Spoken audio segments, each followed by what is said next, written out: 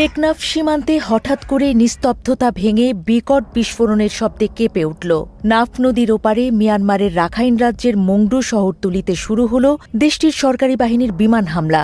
রাতের অন্ধকার ভেদ করে আগুনের ঝলকানি আর বোমার তীব্র শব্দে এক বিভীষিকাময় পরিস্থিতির সৃষ্টি হল, যা টেকনাফের সাধারণ মানুষের রাতের ঘুম কেড়ে নিয়েছে নিমেষেই। সীমান্তের শাহপুরের দ্বীপ থেকে জালিয়াপাড়া প্রতিটি গ্রাম যেন আজ আতঙ্কের কেন্দ্রবিন্দু।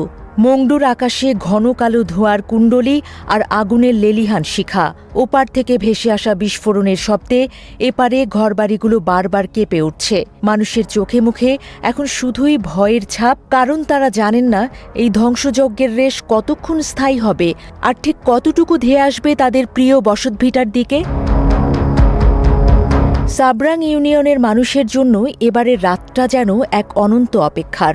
ইউনিয়নের ভারপ্রাপ্ত চেয়ারম্যান জানালেন, রাত 9:15টার পর থেকে যে বোমাবর্ষণ শুরু হয়েছে তা ছিল আগের চেয়ে অনেক বেশি তীব্র। থেমে থেমে চালানো বিমান হামলায় কেঁপে ওঠা মাটি আর বাতাসে ভেসে আসা বারুদের গন্ধে মানুষ ঘর ছাড়তে বাধ্য হচ্ছেন। কারো কারো চোখে তখন নিরাপদ আশ্রয়ের সন্ধান, আবার কেউ বা কেবলই সৃষ্টিকর্তার কাছে প্রার্থনা করছেন। জালিয়াপাড়ার লোকজন জানালেন, মংডু থেকে বিকট শব্দে বিস্ফোরণের পর আগুনের ঝলকানি নিয়ে জ্বলন্ত বস্তু নাফ নদীর দিকে ছিটকে পড়ছে। রাতের ঘুটঘুটে অন্ধকারে সেই আগুনের ঝিলিক মৃত্যুর বার্তা নিয়ে আসছে কিনা সেই শঙ্কা এখন প্রতিটি মানুষের মনে। তাদের আতঙ্কিত ঘরবাড়িগুলো যেন যে কোনো মুহূর্তে এক একটি অগ্নিকুণ্ডে পরিণত হতে পারে। টেকনাফ পৌরসভার এক বাসিন্দা 3 কিলোমিটার দূরে থেকেও তীব্রতা অনুভব করেছেন।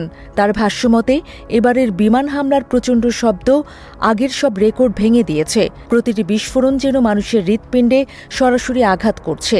হিরিলা ইউনিয়নের ওয়াকিয়াপাড়ার মা আয়শা সিদ্দিকের গল্পটা আরও করুন। বিকট শব্দে ঘুম ভেঙে যাওয়া শিশুর কান্নার আওয়াজ যেন আজ পুরো সীমান্তের হাহাকার হয়ে প্রতিধ্বনিত হয়েছে।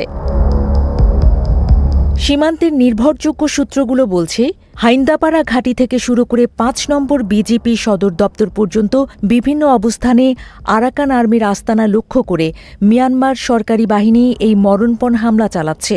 বিমান থেকে ফেলা বোমা আর গুলির তীব্রতায় ওপারে থাকা গ্রামগুলো এখন জ্বলছে। ধ্বংসস্তূপের নিচে ঠিক কতজন চাপা পড়ে আছেন বা কতজন প্রাণ হারিয়েছেন তার কোনো সঠিক হিসেব নেই। শুধু ভেসে আসছে আর্তনাদ আর ধ্বংসের শব্দ। তবে বাংলাদেশ সরকার ও সীমান্তরক্ষী বাহিনী পরিস্থিতি সামাল দিতে কঠোর অবস্থানে রয়েছে।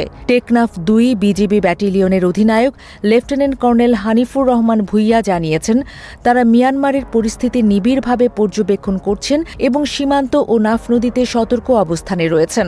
কোনো ধরনের অনাকাঙ্ক্ষিত পরিস্থিতি মোকাবেলায় বিজিবি সদস্যরা প্রস্তুত রয়েছেন বলে তিনি আশ্বস্ত করেছেন। টেকনাফ উপজেলা নির্বাহী কর্মকর্তা SM মোহাম্মদ অনিক চৌধুরী স্থানীয় বাসিন্দাদের সর্বোচ্চ সতর্ক থাকার পরামর্শ দিয়েছেন। একদিকে নাফ নদীতে কোস্টগার্ডের টহল, অন্যদিকে সীমান্তের প্রতিটি ইঞ্চি নজরদারিতে রেখেছে বিজিবি। কিন্তু মানুষের আতঙ্ক কমে না।